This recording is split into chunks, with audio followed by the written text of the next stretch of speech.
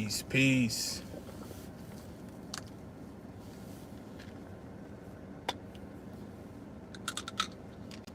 How y'all doing today?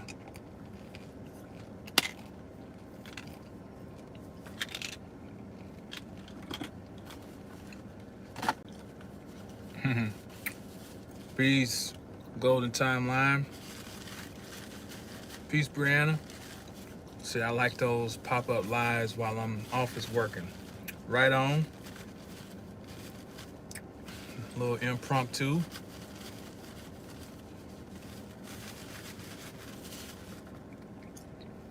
We're gonna see if a couple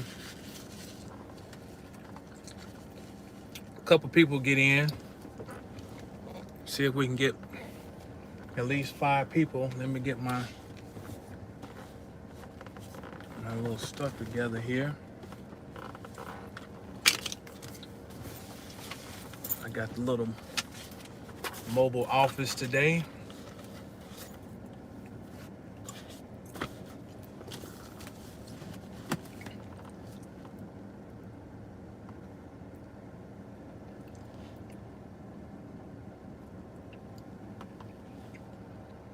Let's see how you move this thing back around. There we go.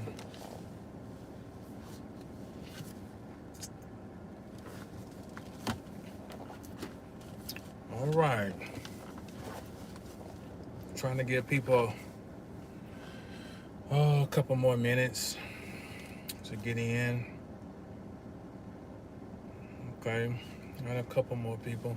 We'll give this a few more seconds. Then we'll get going here. Got a lot of stuff that I'm working on right now. A lot of things cooking.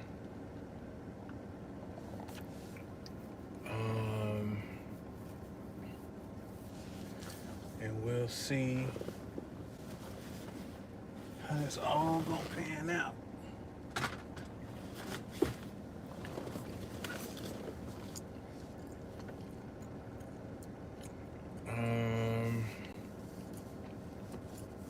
So we'll get going.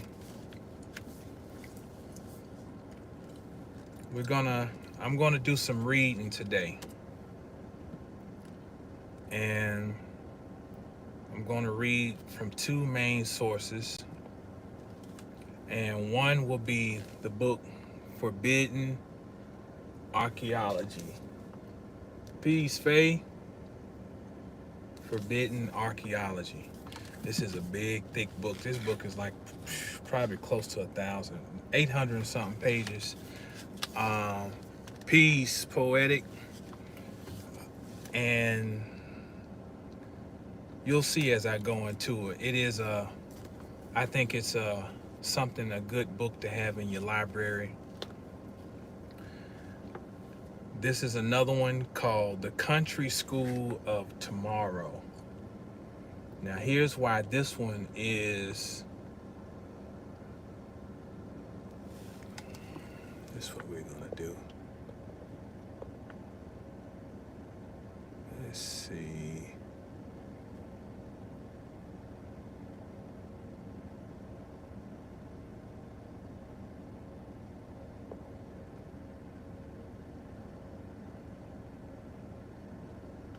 Okay. This one is a good one because it is what we would consider a primary source. So this is publications on the General Education Board, A Modern School by Abraham Flexner. And I guess he put he was one of the contributors to this. I think they got contributors to this, but this thing is mainly comes under Frederick T. Gates. Remember that name, Frederick T. Gates. All right, because you're going to hear this name also mentioned in this book as I read. Now, Frederick T. Gates is one of the people on the picture on the thumbnail. It is him, and the other person is John D. Rockefeller. And the title of the video, The Authors of 21st Century Thought in America. And that's being conservative. We could arguably say thought around the world. And no, we know it's not just them, but these are two major components. All right. Now, before I get into this, question, peace, y'all. How would one know whether they are under mind control? I posed this question to our group, our Sacred Teachings group, months ago. How would somebody know that they're under mind control? Unless you have the ability to detach, which is something that came up yesterday. Detach so that you can observe. Because if you cannot ever detach, then you can never pull, peace, Tony.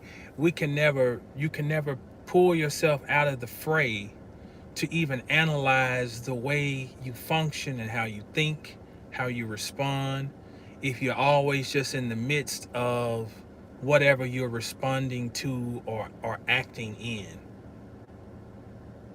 And if we can't do that, then you don't know whether you actually are under mind control, because there's been no analysis of how you think, or to even ponder whether you are actually thinking.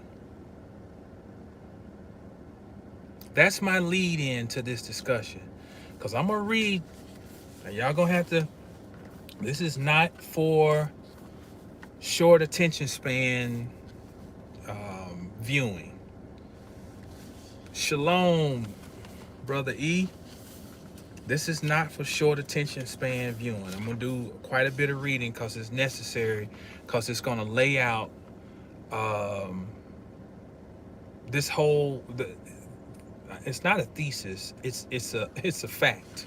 It ain't, it is a fact, but this is going to kind of give the components of how it all was formulated. Now, I'm reading from a section in here called The Transformation of the Rockefeller Foundation. Again, I'm reading from Forbidden Archaeology. I learned about this book from Aline Bay probably 10 years ago. That's where I learned about it from. Okay, this is going to be a quote from Warren Weaver. A lot of these quotes are coming from Warren Weaver, who was a scientist and Rockefeller Foundation official. Okay, so this would be considered a primary source as far as coming from the horse, or one of the horses. All right. Quote, in a perfect world, an idea could be born, nourished, developed, and made known to everyone, criticized and perfected, and put to good use without the crude fact of financial support ever entering into the process. Seldom, if ever, in the practical world in which we live, does this occur. The influence of money on ideas can be powerful. It can be good, or it can be downright vicious. Money can be used to lure the gullible to devote their time to spiritualism, to fanatical religions, to pseudoscience, and so on. Okay, so he's giving like a little foundation here. All right. Goes on to say, this is a same person. This is another quote. The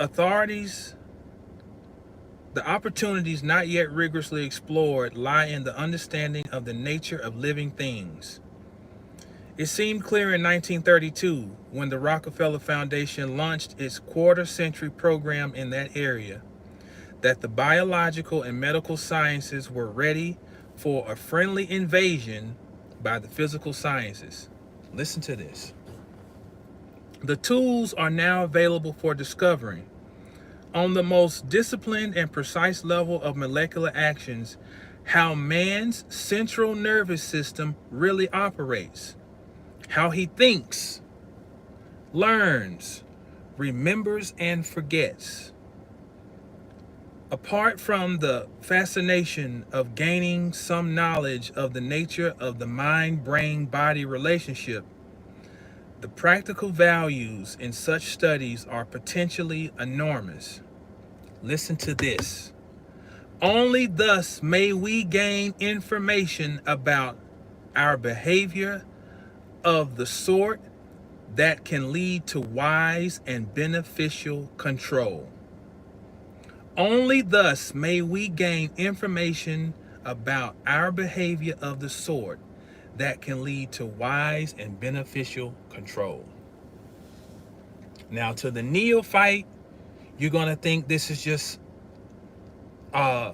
philanthropists through science who are just looking to work to evolve humanity so that we can be better people.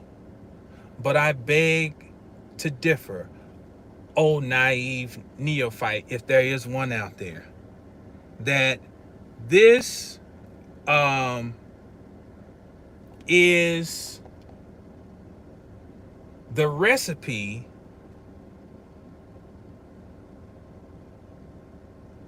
for control of humanity. This is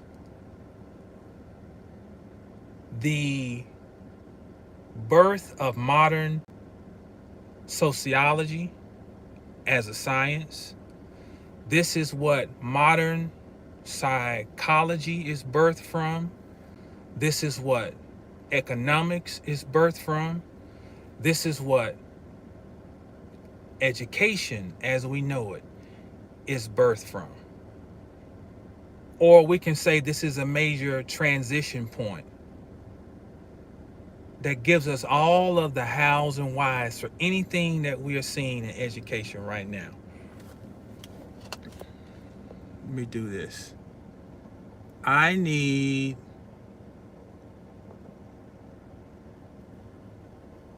let's see. Can renew and remove change messages. Can manage blocked words and change.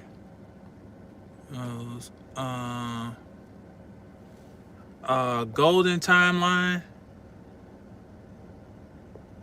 I've never had a moderator, but I'm gonna get me one.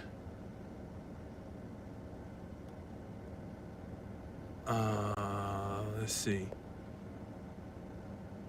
Are you on here? Golden timeline. You may. I hope you got that message. Okay. Brianna also said marketing. Yes. In other words, every facet of our existence, okay, would then be birth or, okay, can you, we got some lost souls that's drifting into the yard today. Can you peruse through and take them out?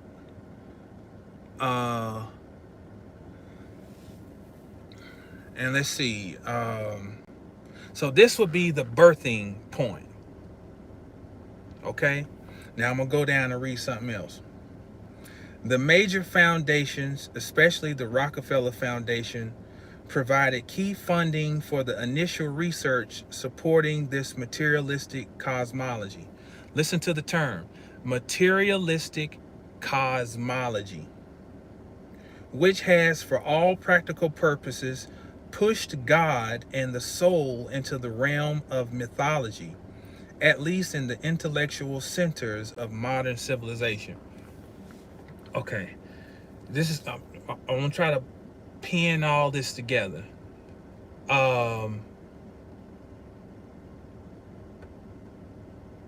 When I mentioned Rene Descartes a while back, and how when he passed away, it represented the what do they call that? Cartesian era, but there's another term. But basically, the Cartesian era is one where the soul is separated from the mind. And it is basically, we could arguably say, is like the birth of all of the stuff dealing with AI right now. We can go back to 1650. And what's interesting is that, if my memory serves me correct, we had a conjunction between Neptune and Uranus back then, around 1649, 1650. And those two, one of the traits of those two is they both can deal with alien intelligence. Okay? Now, this invited this more mechanistic way of viewing existence, life.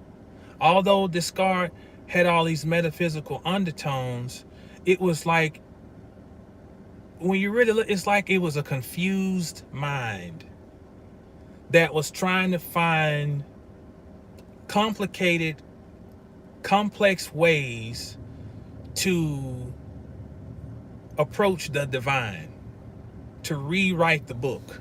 All right. And then it led to this muck that we have now, that was further escalated in 1821 when Uranus and Neptune conjoined. And then what happened is the era that this stuff that I'm referencing was launched was in the early 1900s, when those same two planets were opposing each other. Uranus and Neptune were in opposition. So it was a culmination, or a crescendo moment, relative to the energies that they created when they conjoined almost 100 years prior, again, which was 1821. And it's like every time they conjoined, the efforts increased to create this more mechanistic reality. When they conjoined again in like 1993, this is during the Clinton administration, and this is when all of this stuff comes out about CRISPR and the human genome. So it's been this continued evolution of something that actually goes against anything natural, anything divine, anything that is truly organic. And so all of the different systems that we are under, even the way we think, because they had a key role in education, or so-called education. You know, all these things are wrapped up into the workings around a lot with these two planets. And you also factor in, you know, Pluto and, you know, and Saturn. But I'm just looking at, for right now, just looking at the relationship between Uranus and Neptune in their synodic cycles. All right. Reading on. The foundation was equally, and when I say foundation, it's referring to the Rockefeller Foundation, was equally supportive of selected projects in the realm of the physical sciences. So just as they were into biological and medical, they were equally interested in physical sciences. Okay. This is a quote from Lee A. Dubridge, president of the California Institute of Technology. Quote, "The sciences of physics and astronomy could hardly have emerged from the primitive state in which they found themselves in America in the first 2 decades of the 20th century, had it not been for the generosity of the great private foundations." End quote. See, here's the philanthropic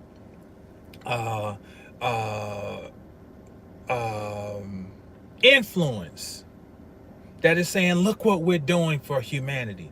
Sidebar, go to your parks in your city, go to your zoo in your city, or zoos, one, however many you got. Pay attention to those names that are up there, that such and such is made possible from an endowment from so and so. Go to the park and see those names that are on those park benches or on those placards. Go to some of the museums in your city and see some of the people, and you will see the philanthropists who really call the shots, the real shot callers, whose names you don't hear about, you know? And you'll see how this thing plays out. This is like high level narcissism, you know? It is, look what we're doing. Look what we're doing for the children. And at the same time, they're not showing all of the other things that they're a part of, you know, that shape the reality that we live in.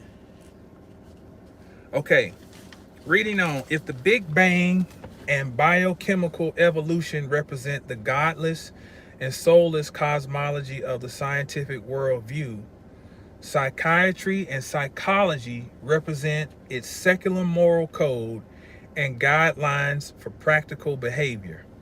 In the early 1930s, around the time the Chocotin excavations, and I'm probably tore that word up, were in full swing, the medical division of the Rockefeller Foundation chose psychiatry. Now here we go with another one. Psychiatry. At major medical colleges. Later, the foundation would fund the famous Kinsey reports. Listen to this one. Listen to this one. Later, the foundation would fund the famous Kinsey reports on sexual behavior. Read this one more time. I want you to just think about everything, because everything is everything. It says the medical division of the Rockefeller Foundation chose psychiatry as its principal focus. So what are they doing? They're connecting the mental processes and functionality with sexuality. They were researching this almost 100 years ago. So you might want to go and do your Googles. As my man Dap say, go and do your Googles and go and look at. Later, the foundation would fund the famous Kinsey reports. Go look up the Kinsey reports on sexual behavior. All right. So if we're talking about psychiatry, who's prominent at this time? Sigmund Freud, who was a lunatic.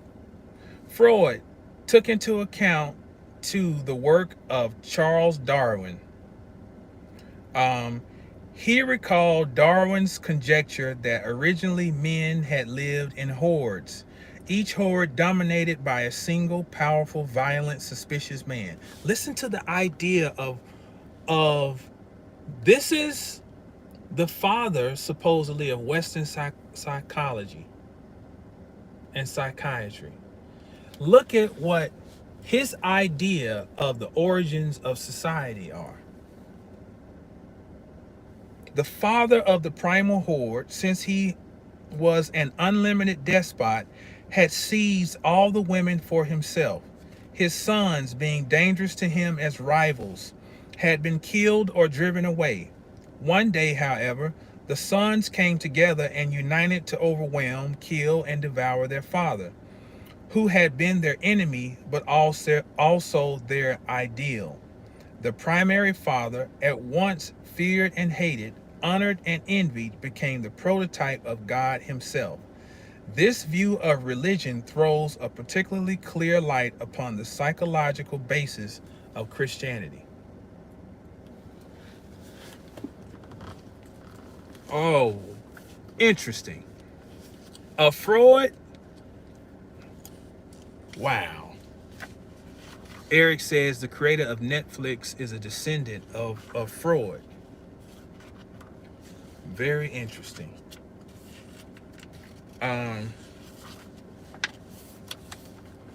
So reading on, and we don't have much more. The Rockefeller Foundation saw in psychiatry a way to influence human social behavior. Dr. Alan Gregg, head of the Medical Sciences Division of the foundation, wrote, quote, I should not be satisfied with the definition of psychiatry as that specialty in medicine which deals with mental disorders, end quote. He believed its, quote, province it is the conduct of man, his reactions, his behavior as an indivisible sentient being with other such beings. So, end quote. What this does is it melds the two fields of study, sociology and psychology. They are very close cousins. Because once you're studying how people think, naturally you're going to think, well, how do people relate to each other? And you cannot really separate the two. It's hard to just focus on how people think about their psychological function without also thinking about, well, how do they relate to each other? Even astrologically, the air houses 3, 7, and 10, they deal with thinking modalities, and naturally they also deal with relationship. Gemini is what relationship is birthed from, communication. And our first communication or our first relationship would be with those who are closest to us, our siblings and our neighbors. Seventh house is going to be, now that I'm more mature, I have an idea, then it's like, now who do I relate to on a one-on-one basis, based on that we kind of know ourselves, and now we know that, okay, we kind of bond on this level. So it's still mental process and relationship. 11th house is, where's my group? Who's my tribe? Who kind of thinks like me on a collective level? So, it naturally, psychology, mental processes, and the institution of relationship go hand in hand. And so think about sociology. What are we on right now? Social media. You think back to Marshall McLuhan, who said the media or the medium is the massage and the message. The medium by which you are communicating is going to massage or push in the message. On the same token, the medium through which you're communicating is the actual message. So therefore, social media becomes what we think actual relationship is. Digital. Avatars. And this is what gives birth, to a lot of the actions that we take. This is some amazing stuff, Peace, Sage. Raymond D. Fosdick, an early president of the Rockefeller Foundation, said that both Rockefeller and his chief financial advisor, here we go, lean in, that both Rockefeller and his chief financial advisor, Frederick T. Gates, were inspired by deep religious conviction. Rockefeller was at first giving to a multiplicity of small causes, most related to his church interests, schools, hospitals, and missions, end quote. As a result, he was continually being approached by Baptist ministers. To relieve Rockefeller from personally having to handle individual requests, Gates organized a system whereby Rockefeller would give a lump sum to a mission board that would distribute the funds in an appropriate fashion. Moving on to bigger things, Rockefeller and Gates gave $35 million for building the University of Chicago, which, according to Fosdick, started out as an idea for a Baptist institution of higher learning under Baptist auspices and control. In 1913, That year is very significant on several levels for those of you who know. If you know, you know. 1913. The present Rockefeller Foundation was organized. The trustees included Frederick T. Gates, John D. Rockefeller Jr., Dr. Simon Flexner. Remember, Flexner is one of the names out of here.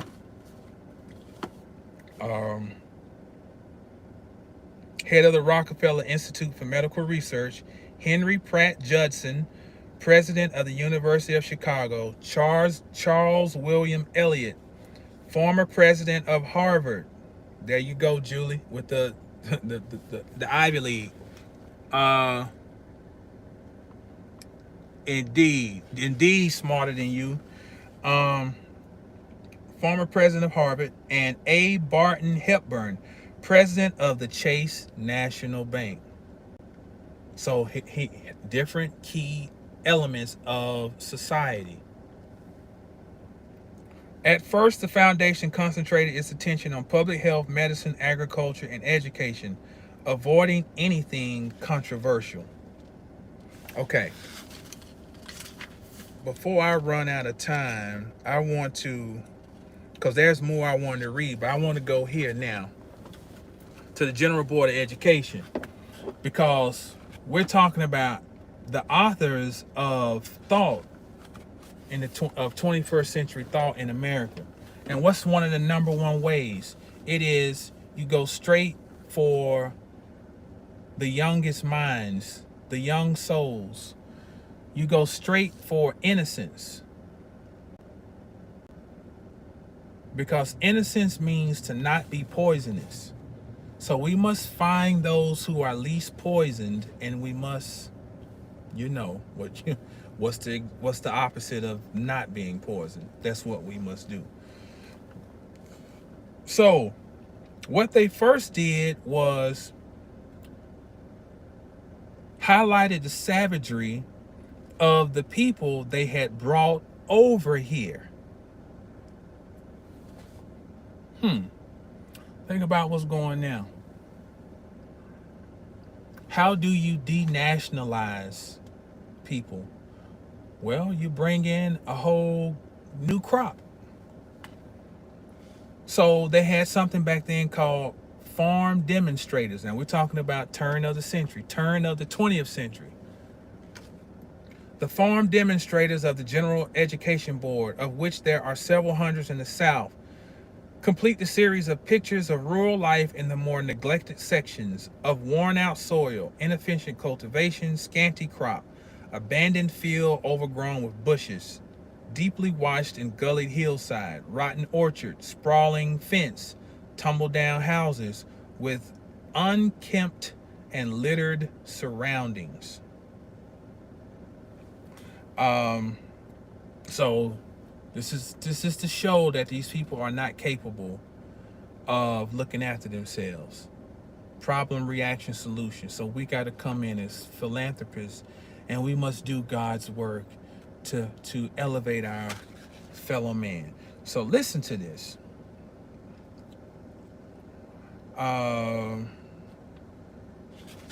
Let's get to the good stuff. Teaching what children want to know.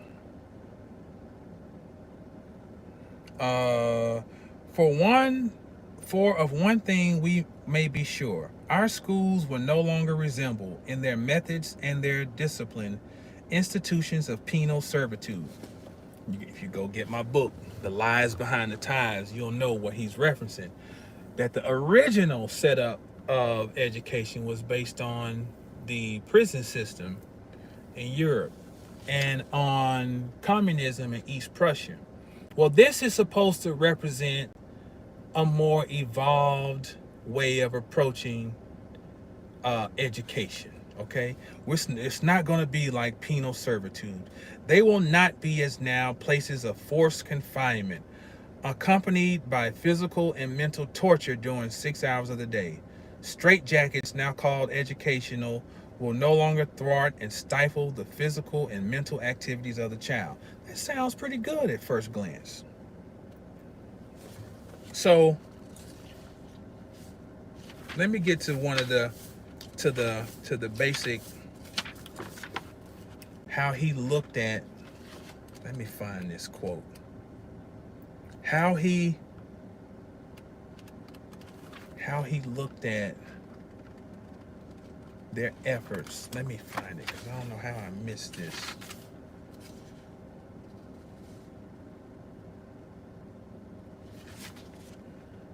Here we go. I skipped right over it. Listen to this. This is to give you the mindset behind what we call education. All right? It says, here are the shepherds, and there are sheep, suffering from hunger, devoured and torn by wolves, and neither knows the other. Can shepherds and sheep be brought together in mutual love and service? It says, I always got this religious undertone behind it. But we shall not try to make these people or any of their children into philosophers or men of learning or of science. We are not to raise up from among them authors, orators, poets, or men of letters. We shall not search for embryo great artists, painters, musicians, nor will we cherish even the humbler ambition to raise up from among them lawyers, doctors, preachers, politicians, statesmen, of whom we now have ample supply. We are to follow the admonitions of the good apostle who said, mind not high things, but condescend to men of low degree. Yo, that is a very, very loaded statement. One, you got to catch what he said. He just showed many of the professions that we hold in high regard now. What he said even showed the true nature of them. Listen, he put philosophers, men of learning or of science. He put authors, orators, poets, and men of letters, artists, painters, and musicians. He gave a pecking order and he put them above lawyers, doctors, preachers, politicians, and statesmen. He said those were the more humbler professions. He put the artists, which in the university we would call fine arts. He would put fine arts professions and pursuits above what now we give the most status to. Well, my son's going to be a doctor and he's going to such and such, and my daughter's going to be a doctor, or she's going to be a lawyer. And like, that's what we give all of the praise to.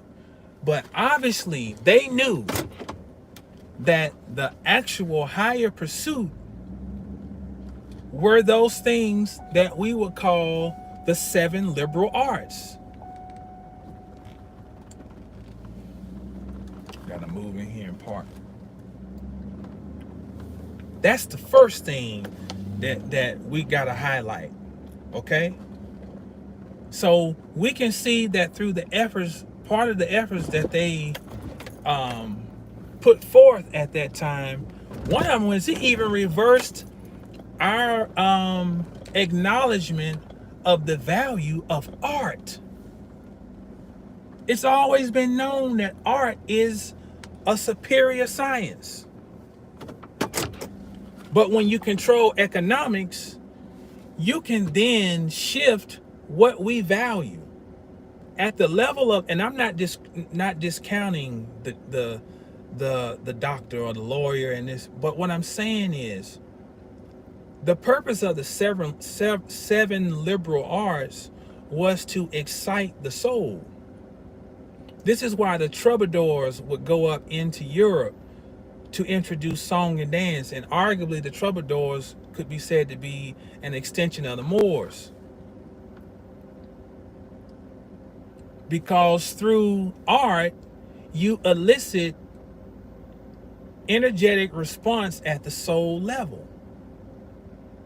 And art being anything that you do that makes you become one with time, where time don't exist when you're doing it. You're not even thinking about time. That's art. And art is buried in the word earth. EARTH. In the middle, when you take earth and look at it etymologically, it becomes ard, ARD, which reduces to art, ART. Earth itself means art. That's the first thing. They knew that that was the highest order. But here's the second thing. We ain't trying to create no artists. We ain't trying to raise up no poets, no thespians. We ain't trying to raise up no painters. We ain't trying to have these people evolve at a soul level. Yet, they are still promulgating some type of religion. They are still saying that religion is behind what they're doing. They're still saying that it is of God, of the Creator. But we're not trying to elicit any of the functions that would actually bring the Creator online inside of the people. He said, we shall not try to make these people or any of their children into philosophers or men of learning or of science. And that, when he says people or their children, they ain't talking about just that generation and the immediate. They're talking about in 2024. We ain't trying to raise up no philosophers. We ain't trying to raise up no critical thinkers. We ain't trying to have nobody consider ethics. True ethics. Not made up ethics, but true ethics. We're not trying to have people thinking about how to make the soul sing through art. No. We're getting them ready for the factory. Go and get the book, Rollo Goes to Work. ROLLO. Rollo Goes to Work. Subtitle, How to Be Industrious. Mind blowing. They created series of texts to give children to program them at a subconscious level to be good workers. Because what we call the United States of America is based on communism. That's the secret.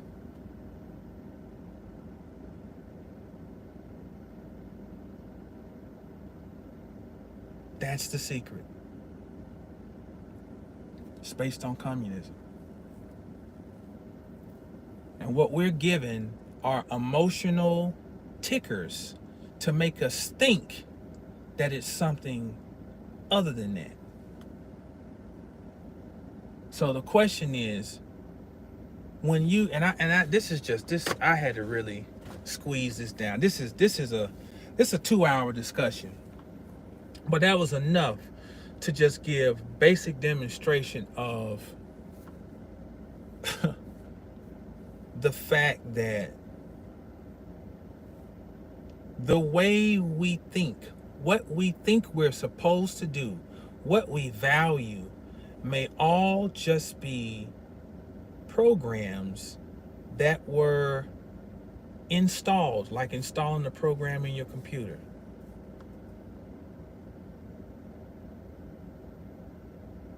Let's say maybe this is why they, no, Donna B, it's not maybe, it is exactly why. What you're saying, it is exactly why they started taking the arts out of the school system. It is exactly why.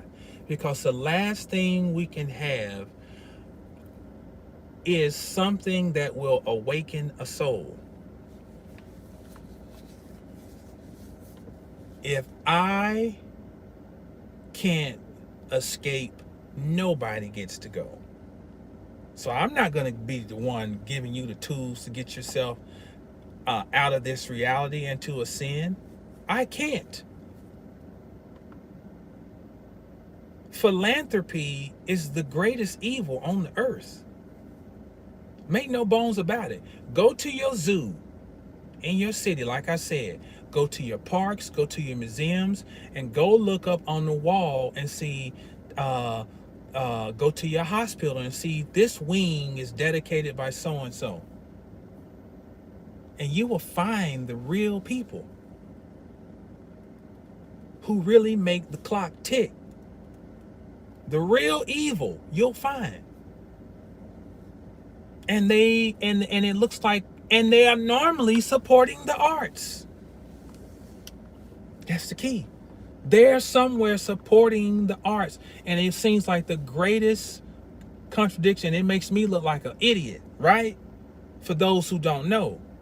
Well, that's ridiculous, because how are they supporting it? They're trying to help children, such and such, and this. But here's the key. If I put poison in your birthday cake, and then I come and give you a beautiful, delicious icing that goes on the top, does that negate the fact that when you cut down into the cake, I got something in there that you should not be eating? So the goal of philanthropy is to do things that we can see to the eye, like, oh, look at this, Kimball Art Museum, and this, all these different things. Oh, beautiful. This is for humanity. Arbor Day. Go green. But the same people behind telling you to go green are dumping shit and polluting your water. It's some ill shit. Everybody sits on everybody's board of directory.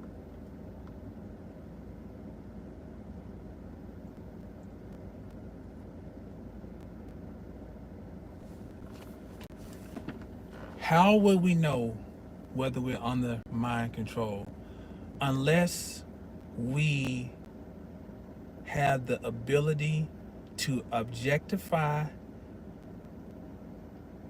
as in ourselves, to objectify ourselves, as in stepping outside of the matrix to view things and then going back into it.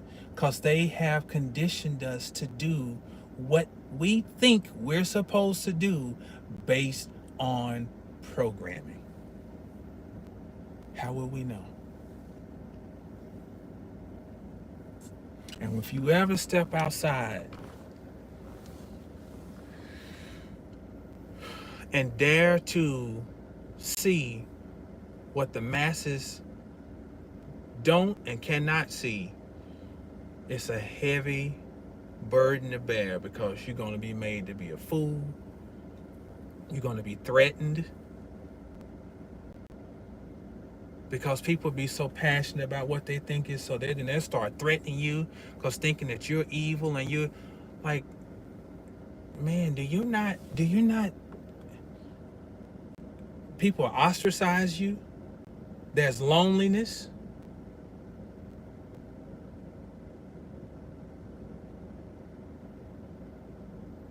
It's a heavy burden to bear, the audacity to think outside the box.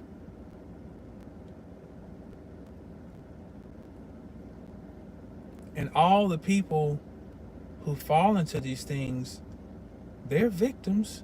Make no bones about it. Mind control is a powerful, powerful thing.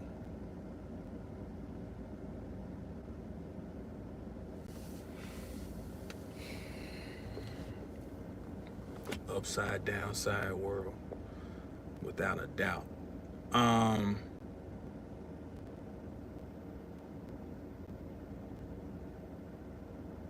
The spirit told all of us school wasn't shit, in the form of indeed, and no, you're protected outside that box. Indeed, yes indeed, Sage. Right in front of your face. Universal law dictates truth. Yeah, y'all in here going in. I can't even keep up with y'all.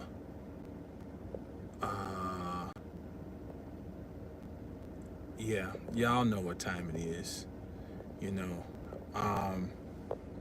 It's just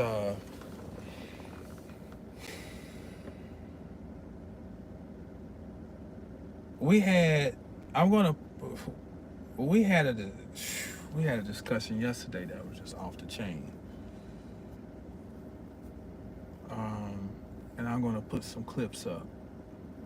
But I am in concert with a small group of souls who are masters. And my gift, the greatest gift I can offer to the collective or whomever I am in communion with, is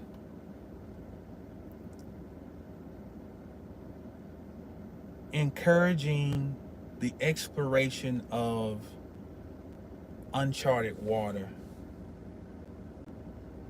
and which includes areas where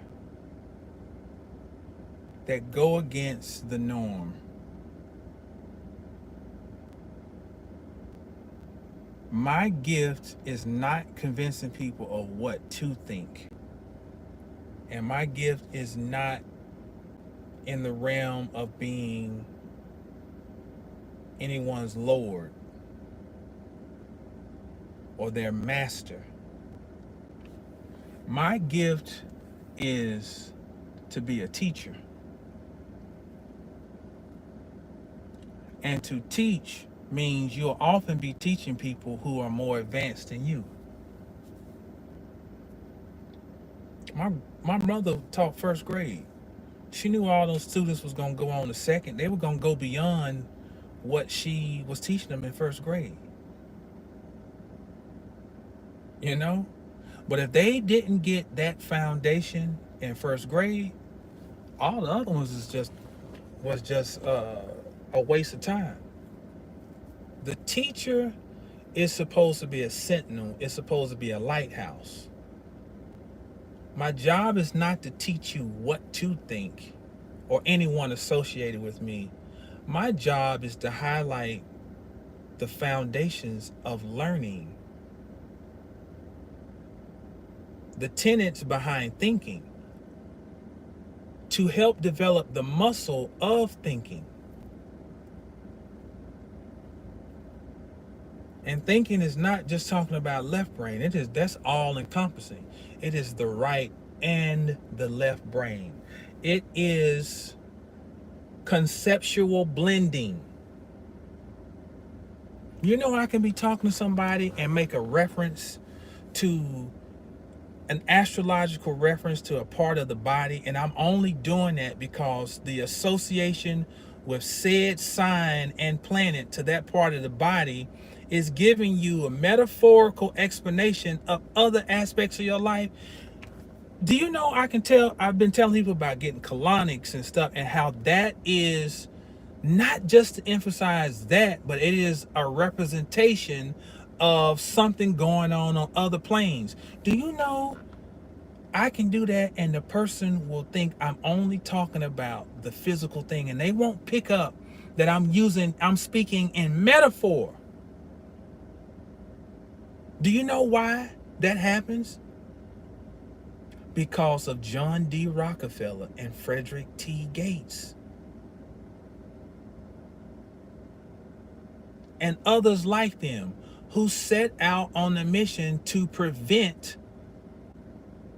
the ability to see across varying horizons, to look at everything at one time. People can only look down one pathway.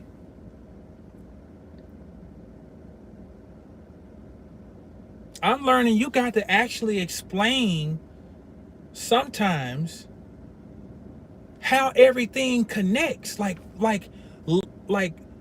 we got to go back to learning how to learn.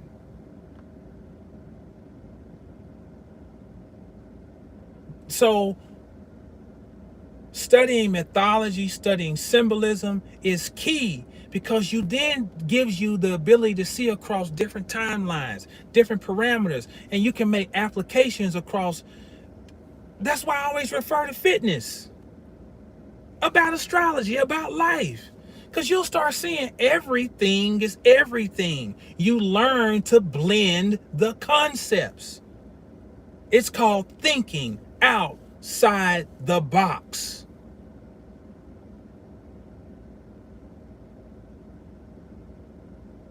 But I defy you to try to present that to someone who is content with being in whatever they box is in. So in the Hebrew script, Lamed has a numeric value of 30, and Lamed is one of the tallest letters, if not the tall. Lamed is the tallest letter in the Hebrew alphabet. Everything is everything. So even the height of the letter is giving you some type of indication of its nature. And Lamed, one of the key words for Lamed is the teacher.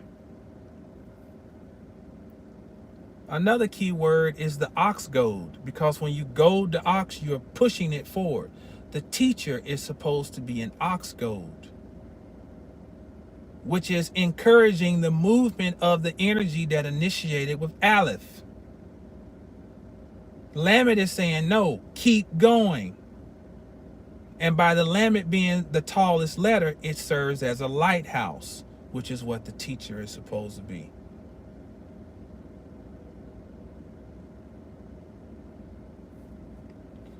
And on that note, I got to wrap it up. I thank you all for joining in. As always, I'm available for a host of services, including private readings, coaching, my bundle, my book. Just go to the site, 720astrology.com. And remember, know the stars to know yourself. It's not just a tagline, it's a truth. Know the stars to know yourself. Peace.